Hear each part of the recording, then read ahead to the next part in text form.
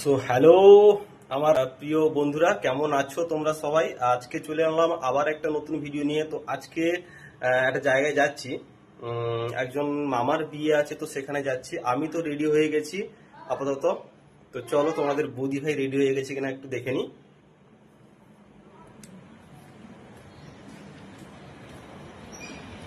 কি গো, তুমি রেডি হয়েছো নাকি? এখনো আরো কত টাইম লাগবে? বিয়ে বাড়ি তো শেষ হতে গেল, একদম খাওয়া দাওয়া সবার শেষ হয়ে যাবে। আমি তো রেডি।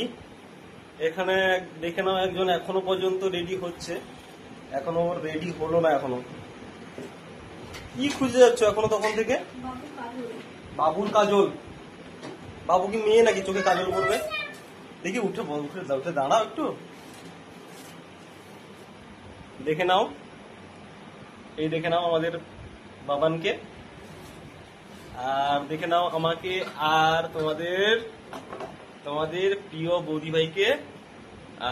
তোমরা অবশ্যই কমেন্ট করে জানাবে কাকে সব থেকে বেশি ভালো লাগছে। আমি জানি আমাকেই সব থেকে বেশি ভালো লাগছে, তো তাও একটু আমি তোমাদেরকে জিজ্ঞেস করে নিলাম।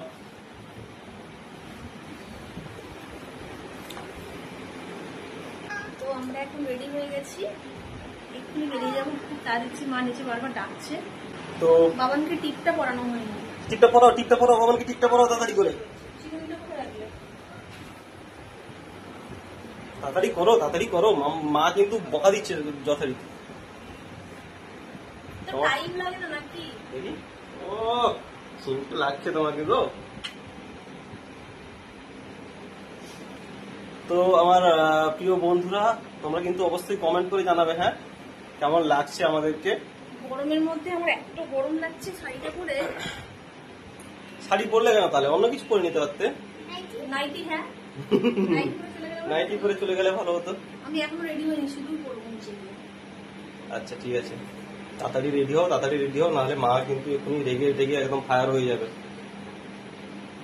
তো চলো তোমাদেরকে টাটা। আবার বিয়ে বাড়িতে গিয়ে দেখা হবে, ঠিক আছে? একটুখানি যতক্ষণ পারবো। লাগছে আমাদেরকে অবশ্যই কমেন্ট করে জানাবে। তো দেখো, ফাইনালি আমরা বিয়ের বাড়িতে পৌঁছেই গেলাম। আর আস্তে আস্তে রাস্তায় এত ঝড় শুরু হয়েছিল না, ভাবলাম পৌঁছতে পারবো কি না কি জানি। তাও যাই হোক, বৃষ্টিটা হয়নি, তো পৌঁছে যেতে পেরেছি। আর দাঁড়িয়েই সামনে একটুখানি তোমাদের দাদাভাই ক্যামেরাটা অন করে একটুখানি ভিডিও শ্যুট করে নিচ্ছিল। আর এন্ট্রি গেটে এত ব্লু লাইট দিয়েছে, দেখতে তো পুরো ভূতের মতন লাগছে। মুখগুলো একদম দেখো, চেনাই যাচ্ছে না আমাদেরকে। আর ওই যে দূরে ওখানে স্টেজটা করেছে, ওখানে হচ্ছে বউ বসবে।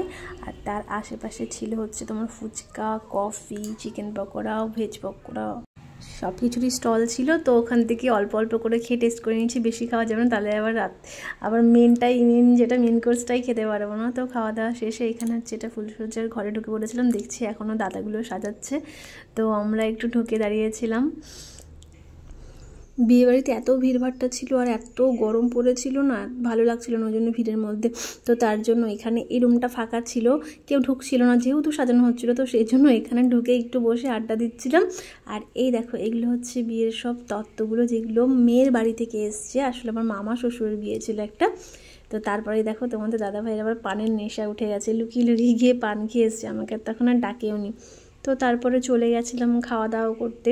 এত খিদে পেয়ে গেছিলো না, রাতও হয়ে গেছিলো প্রায় 12টা। তো খাওয়ার ভিডিওটা শ্যুট করতে পারিনি।